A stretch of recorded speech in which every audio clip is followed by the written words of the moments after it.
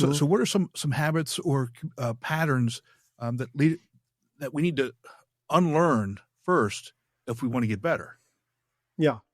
Mentally criticizing yourself is one right out of the gate that comes to mind to me, because when you have that negative conversation in your head, you're setting yourself up for having it happen when you present. That's number one. There are things like mentally criticizing yourself. I have a list in front of me. These are the most common presentation habits that I work with people on. Reading from the slides, because they're uncomfortable looking at their audience. Not providing enough value-added context on what's on the slide.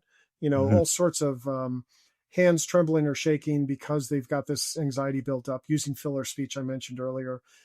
Some personalities give too much detail. Some people don't give enough, right? And it's about knowing how your personality impacts how you deliver.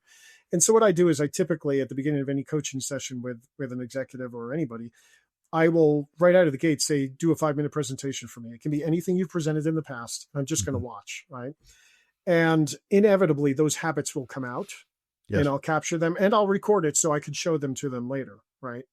And when you do that, you allow them, and it's really about focusing on the one or two things that'll have the biggest impact.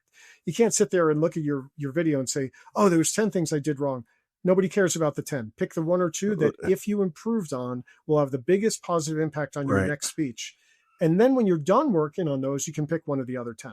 But it's about, applying that 80-20 rule and only focusing on the few things that have the biggest impact.